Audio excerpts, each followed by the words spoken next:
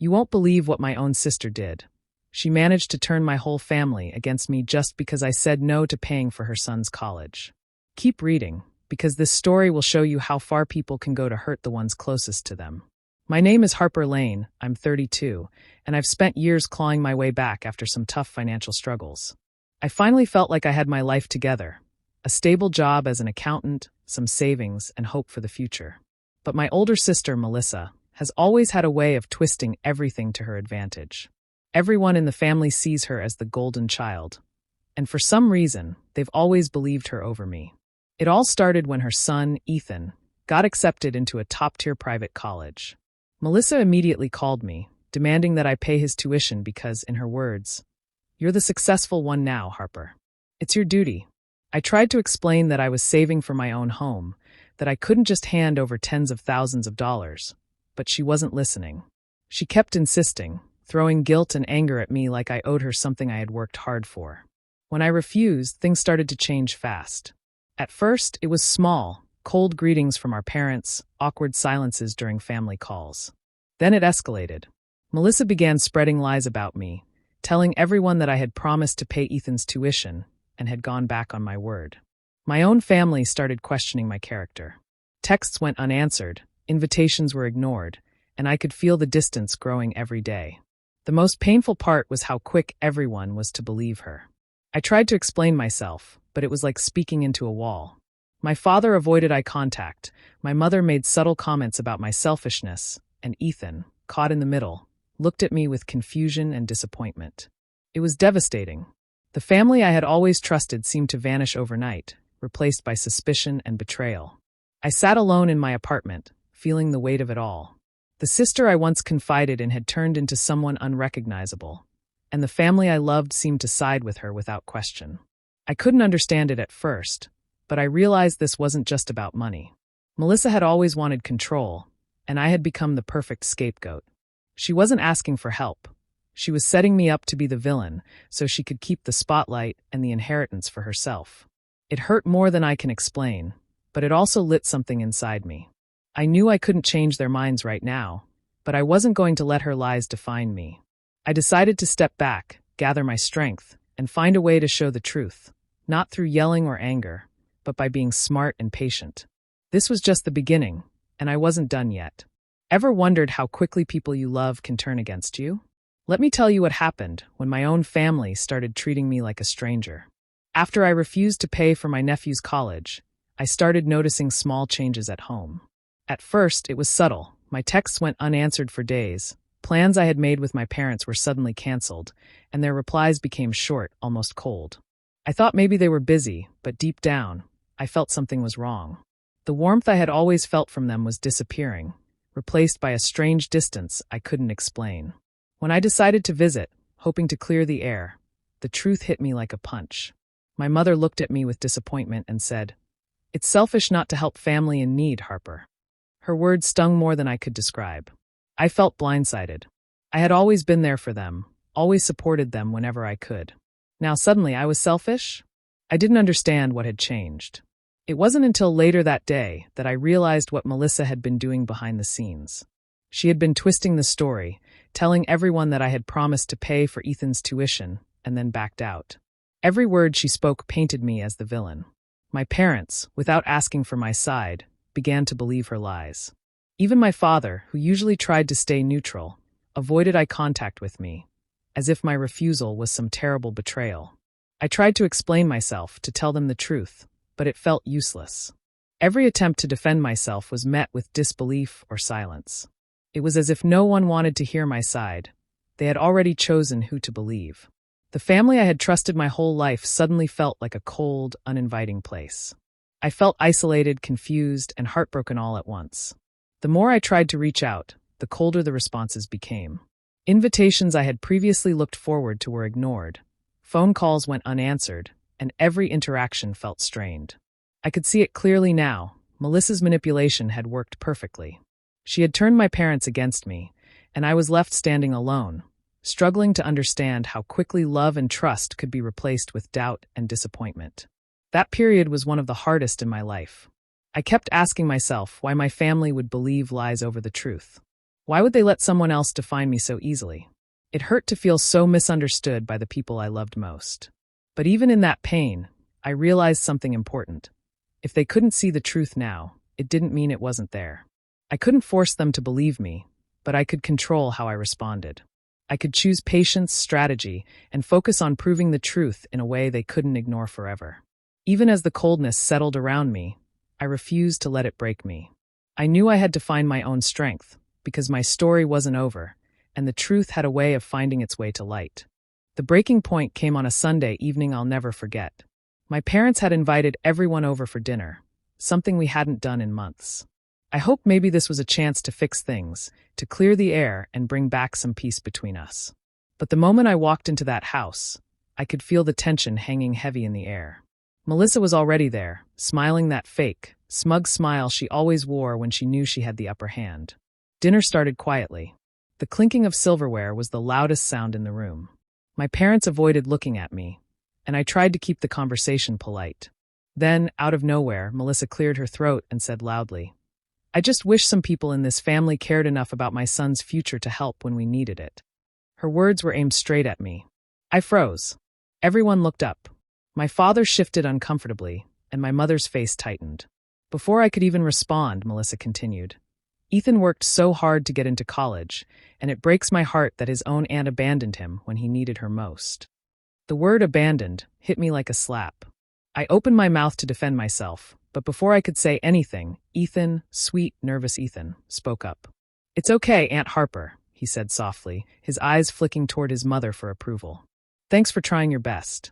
His tone sounded rehearsed, unnatural, like he'd been coached to say it. The room went silent. My heart pounded in my chest, and I could feel my face burning. I wanted to scream, to tell them all how twisted this had become, how Melissa had lied to every single one of them. But before I could speak, my mother sighed and said, "Harper, you've disappointed us. Family should help family. Always." That sentence broke something inside me.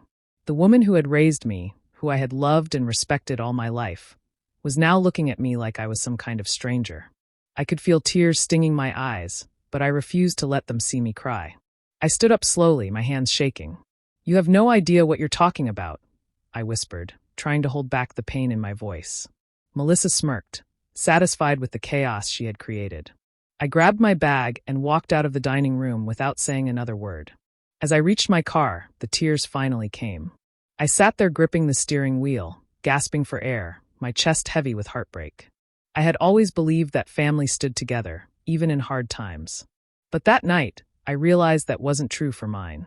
In that car, under the dim streetlight, I broke down completely. My own family saw me as the villain in a story my sister had written. And as much as it hurt, deep down I knew, this was the moment everything changed. After that painful dinner, I disappeared from everyone's life for a while. I stopped calling, stopped texting, and stopped trying to explain myself to people who didn't want to hear the truth. The silence was heavy, but it was better than being constantly judged. I needed space to think, to breathe, and to understand how everything had fallen apart so fast. For weeks, I stayed away from my family, focusing only on work and trying to rebuild some sense of peace inside me. Then one afternoon, something unexpected happened. I got a call from Mrs. Turner, an old family friend who had known my parents since before I was born. She said she'd been meaning to reach out because she'd heard about the situation and wanted to tell me something important. Her voice was gentle but serious, and it immediately made my stomach twist. We met for coffee at a quiet cafe in town. She looked at me with the kind of sympathy that comes from someone who knows more than they should. "Harper," she began, "I don't want to get in the middle of family issues, but I think you deserve to know the truth." My heart started to race. She went on to tell me that she had overheard Melissa at a charity event bragging about how she had taught her sister a lesson. I just stared at her, speechless. Mrs. Turner continued. She was laughing, saying that you'd finally learned not to say no to her. But what really shocked me was when she mentioned the money from your Aunt Lydia. I blinked, confused. "What money?" I asked. Mrs. Turner frowned. "Your aunt left Melissa a large inheritance before she passed, enough to pay for that college and more. She told people she was broke to make you look bad. She hid the whole thing from your parents." I sat there frozen, my coffee untouched. My Aunt Lydia had been wealthy, but I never knew she had left anything behind. The thought that Melissa had taken that inheritance, lied about being broke, and still made me look like the selfish one. It made my stomach churn. All this time, while I was breaking under guilt and sadness, she had been sitting comfortably, enjoying the money she pretended not to have. Everything suddenly made sense. Her desperation, her manipulation, her anger when I refused. It was never about Ethan's future. It was about control, greed, and her need to always come out looking like the victim. She wanted me humiliated while she kept her secret safe. I left that cafe with my hands trembling, but my mind clear for the first time in months. I knew now that Melissa hadn't just betrayed me. She had built her lies carefully, expecting I'd never find out. But she was wrong. That day, something inside me shifted. I wasn't going to beg for love or approval anymore. I was going to uncover everything she'd hidden and make sure the truth finally saw the light. After learning the truth, I wanted to storm into Melissa's house and expose her in front of everyone. I wanted to shout, to make her feel even a fraction of the pain she'd caused me. But then I stopped myself. I knew if I confronted her in anger, she'd twist it again. She'd cry, she'd lie, and somehow, I'd end up looking like the jealous, bitter sister. No, not this time. If I wanted to win, I had to be smarter than her. So I went quiet, completely silent. I didn't call her, didn't text her, didn't even let her know that I knew what she had done. I acted like I had moved on, but in reality, I was planning. Every night after work, I sat down with my laptop, digging through old files, messages, and records. My goal was simple, to collect proof. Not rumors, not words, but real, solid evidence that would expose her lies for good. It started with small things. I remembered that Aunt Lydia had once emailed both of us about her estate before she died. I searched through my old inbox and found the message buried deep. My heart raced as I read the part where our aunt mentioned the inheritance that was meant to support Melissa and her family. It was right there, in writing. Next, I contacted the law firm that had handled Aunt Lydia's estate. Pretending to confirm some family details, I managed to get copies of the property transfer documents. There it was, Melissa's signature on papers showing she had received the inheritance months before she started begging me for money. I didn't stop there. I found out through public records that she had quietly bought a small piece of property just outside town under her husband's name. It wasn't much, but it was proof that she wasn't broke. I started building a folder, a digital and physical one, filled with everything I discovered: emails, receipts, property listings, even tax documents that clearly listed her additional income. The more I uncovered, the calmer I became. Each piece of proof felt like a small victory. It wasn't about revenge anymore. It was about taking back control. I had spent months being painted as the selfish sister, and now I had the truth in my hands, cold, undeniable, and ready to speak for itself. Sometimes, I'd catch myself wondering if she had any idea what was coming. She still posted pictures online, pretending to be the loving, struggling mother doing her best for her son. It made me sick to see how easily she fooled everyone. But I stayed quiet. I didn't comment, didn't react, didn't let her see my anger. Because I knew my silence was my weapon. She thought she had buried me under her lies, but I was quietly digging her truth out of the ground. And when the time was right, I was going to make sure everyone saw exactly who Melissa really was. Months passed as I quietly gathered proof and rebuilt my strength. I had stopped crying over the betrayal, and instead, I started planning for my own future. I had been saving for years, ever since I got my first stable job, dreaming of owning a place I could finally call mine. That dream had always been my motivation, something to remind me that my hard work meant something. I never imagined that dream would become the center of my revenge. One afternoon, while checking property listings, I saw something that made my heart skip. My parents' old home was up for sale. The same house where we had grown up, where every memory of our childhood still lingered. I knew my parents had planned to sell it to help Melissa get back on her feet. I could almost hear her manipulating them, convincing them that she needed the money more than anyone else. They had no idea she still had that inheritance tucked away. I stared at the listing for a long time. The thought of that house belonging to Melissa made me feel sick. But then a quiet idea formed in my mind. What if I bought it first? Not out of spite, but as a statement. I had worked hard, saved carefully, and earned my independence. This was my chance to take something back, something real, something that was mine. So I made the move. I contacted the agent, made an offer, and signed the papers. I didn't tell anyone, not my parents, not my friends, and definitely not Melissa. When the deal closed, I sat alone in the empty living room of that house, running my fingers along the walls I had once leaned on as a child. It felt like reclaiming a part of myself that I'd lost. For the first time in a long while, I smiled without bitterness. When word eventually reached my parents, they were stunned. My mother called, her voice trembling, asking why I hadn't said anything. I simply told her. It was time for me to have a home of my own. But when Melissa found out, her reaction was exactly what I expected. Furious messages poured into my phone, insults, accusations, and pure rage. She had planned to use her secret inheritance to buy that same house, and now it was mine. I didn't respond. Instead, I sent out invitations for a family dinner.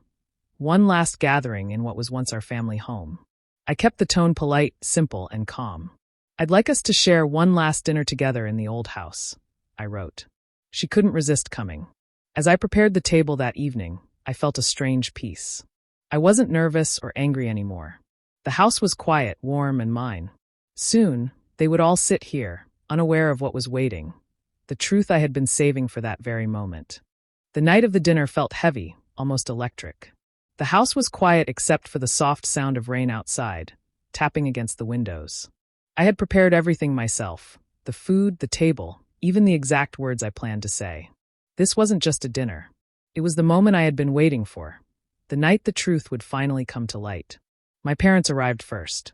My mother seemed nervous, my father awkwardly cheerful. Then Melissa walked in, wearing her usual fake smile, her arm hooked through Ethan's. I greeted everyone calmly, pretending nothing was wrong. We sat around the table, eating in strained silence. Every word felt forced. Every laugh felt fake. I could feel Melissa watching me, waiting for me to crack. Halfway through the meal, I set my fork down and looked around the table. My hands didn't shake this time. My voice didn't tremble. I invited you all here tonight because there's something I need to clear up, I began. Everyone looked up, confused. Melissa's smile faded slightly. I reached under the table and placed a thick folder in front of me. For months, I've been called selfish, ungrateful, and cold. I've been accused of abandoning family. But before you decide who's right or wrong, I want you to see something. I opened the folder and spread the papers out. Copies of inheritance documents, property transfers, and tax filings. This, I said, sliding one paper toward my father, is proof that Melissa received a large inheritance from Aunt Lydia. Months before she ever asked me for money. She didn't tell you because she wanted to keep every bit of it for herself. Melissa's face went pale. That's not true, she stammered, reaching for the papers. I pulled them back and laid out more, screenshots of old emails, photos of her new property, bank transactions that tied everything together. You can deny one thing, Melissa, I said quietly, but not all of them. My mother looked lost, staring at the papers as if her entire world had just cracked. My father rubbed his forehead, reading every line in silence. And Ethan, poor Ethan just sat there frozen. His voice shook as he whispered, Mom, you said Aunt Lydia left us nothing. His eyes filled with tears when he realized the truth, that his mother had used him, twisted his future into a weapon to hurt me.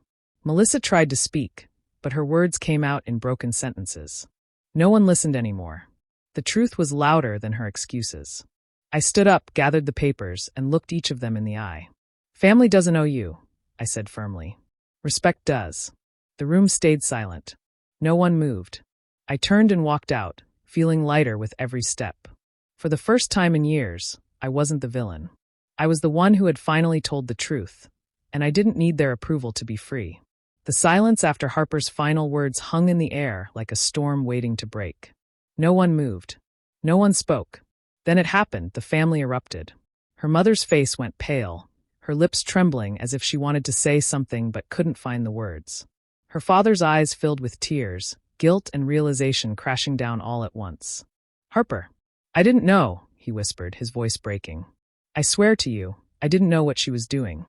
Across the table, Melissa's chair screeched against the floor as she stood up abruptly. Her face was flushed with rage, her eyes darting around like a cornered animal. You think you're better than me, Harper? You've always been the favorite, always pretending to be the victim, she shouted. Harper stayed calm, her hands folded neatly on the table, her expression unreadable. I was never the favorite, she said softly. I was just the one who stopped playing your game. Melissa's jaw tightened. She looked at their parents, desperate for someone to defend her. But all she found was silence. Her mother's hands shook as she wiped away tears. "Melissa, how could you?" she finally managed. "We trusted you with everything." "Everything?" Melissa scoffed, her voice dripping with bitterness. "You mean you trusted me to clean up Harper's messes? To be the one you called when she didn't pick up your calls? To be the one who fixed your problems while she sat back and watched?" Her father slammed his hand on the table. "Enough," he roared, the sound echoing through the house. "This isn't about jealousy anymore. This is about what's right." Melissa's eyes glistened with fury. She grabbed her purse, knocking over a glass of wine in the process. "You ruined everything, Harper," she screamed. "You think buying this house makes you powerful? You think it makes you family? You'll always be the outsider." And with that, she stormed out, the front door slamming so hard the windows rattled. The room went silent again. Harper's mother sat back, covering her face with trembling hands. Her father reached across the table, his voice low. "I failed both of you," he said. "But especially you, Harper. I let her lies blind me. I'm so sorry." Harper managed a small, sad smile. "We all made mistakes, Dad. What matters is we stop repeating them." Days passed. The story of that dinner spread like wildfire through the extended family. Relatives who once praised Melissa began to whisper her name with pity, not respect. Screenshots of her deceitful messages somehow found their way into family chats, proof of everything Harper had revealed. Melissa tried to defend herself, but the more she spoke, the more people saw the truth. Then, one quiet afternoon, Harper's phone buzzed. It was Ethan. "I'm sorry," the message read. "I believed her. I shouldn't have." Harper stared at the words for a long moment before typing back. "I don't blame you. Just learn from it." And with that, she finally felt peace. Not revenge, not triumph, just peace. Months slipped by like soft waves against a new shore, washing away the noise that had once consumed Harper's life. The house she bought, the same one her parents had almost sold for Melissa, became her sanctuary. Each day, she poured herself into its transformation. She painted the walls a soft cream, replaced the worn tiles in the kitchen, and planted a small garden by the porch. It wasn't just renovation, it was healing, one brick at a time. She didn't post pictures online or brag to anyone. She didn't need validation anymore. The peace she felt wasn't loud or showy. It was quiet, steady, and honest. She'd wake up early, sip her coffee by the window, and watch the sunrise pour gold across the walls. It felt like her own kind of freedom, earned, not given. One crisp Saturday morning, Harper was tending to her garden when she heard a familiar car pull into the driveway. Her heart skipped. It was her parents. Her mother stepped out first, holding a bouquet of white lilies. Her father followed, his face lined with remorse. For a moment, none of them spoke.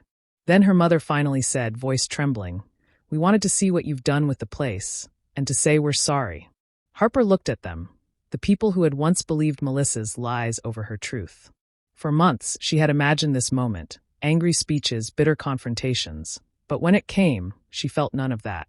Just a soft sadness and a quiet understanding. "Come in," she said gently. Inside, her parents walked through the home, taking in every detail. The warmth, the care, the new life Harper had breathed into every corner. Her father stopped in the living room, his voice heavy. "We were wrong," he said. "We let Melissa twist our love into guilt. You didn't deserve that." Harper nodded slowly. "I know," she whispered. "But we all learned something from it, didn't we?" Her mother's eyes glistened with tears. "We did," she said softly. "And I hope maybe in time you'll forgive us." "I already have," Harper replied. "But I also learned something too. Forgiveness doesn't mean forgetting. I need space, and I hope you'll respect that." Her father nodded, understanding more in silence than words could express. As they left later that day, Harper stood at the doorway, watching them drive away. She didn't feel bitterness. She didn't feel triumph. Just peace. News about Melissa trickled through relatives. Her social circle had shrunk, her job offers faded, and the same people who once adored her now kept their distance. Harper didn't gloat or wish her harm. She just hoped Melissa would one day learn what true peace felt like. The kind that didn't come from control or manipulation, but from acceptance. That night, Harper sat alone in her quiet living room, the soft hum of the ceiling fan above her. For the first time in years, she smiled without a trace of pain. The house wasn't just hers, the peace within it was too. The morning the letter arrived, Harper was watering the small patch of lavender by her porch. The air smelled like rain and new beginnings. She noticed the envelope sitting neatly in her mailbox, stamped with the insignia of a law firm she didn't recognize. Curious, she opened it right there under the soft sunlight. Her eyes scanned the words carefully. Subject: Financial Audit, Estate of Late Aunt Eleanor. Involvement of Ms. Melissa Crane. Harper froze. Her heartbeat slowed, then steadied as she read on. The letter explained that during an inheritance audit, irregularities had been found. Melissa had failed to declare the funds she received years ago. The state was now investigating possible fraud, and Harper's earlier evidence had been referenced as part of the documentation. She stood there quietly for a long moment. No rush of triumph, no need for revenge. Just calm understanding. Karma, it seemed, had arrived, not loud or cruel, but precise. Inside her home, she made herself a cup of tea and sat by the window where the light always found her in the mornings. The letter lay on the table beside her, harmless and still. Harper thought about everything that had led to this, the lies, the humiliation, the heartbreak. She had once begged for justice, for everyone to see what Melissa had done. But now, justice had come on its own, without her lifting a hand. Later that day, she took the letter to her study, signed the acknowledgement form as a witness, and placed it in an envelope to return. Her hand didn't tremble. There was no hesitation. She sealed it and whispered to herself, "It's over." That evening, she went for a walk around her neighborhood. Children played on the sidewalks, the scent of barbecues floated in the air, and laughter echoed from the park nearby. It all felt simple, ordinary, but to Harper it was everything she had fought for. Peace without noise, happiness without permission. In the days that followed, relatives called her, gossiping about the investigation, shocked that Melissa had been caught. Harper listened quietly, but never added to their words. "I hope she learns from it," was all she said before hanging up. She meant it. Weeks later, she received one last update. Melissa had been ordered to repay the hidden taxes and faced penalties for fraud. Harper read the message, nodded once, and deleted it. There was nothing left to hold on to. That night, Harper sat in her garden, surrounded by the scent of lavender and soft music from her open window. The stars looked brighter somehow. Not because life had been fair, but because she had learned how to keep her peace through the unfairness. She smiled to herself, a soft, knowing smile. She didn't just survive Melissa's betrayal, she outgrew it. In the end, Harper didn't need to destroy her sister to win. She just needed to rebuild herself. And she had stronger, freer, and finally truly whole. Do you think Harper did the right thing by walking away and letting karma handle her sister? Or should she have confronted Melissa one last time? Share your thoughts in the comments. I'd really love to hear what you think. And if stories like this move you, don't forget to hit subscribe and turn on the notification bell so you never miss the next one.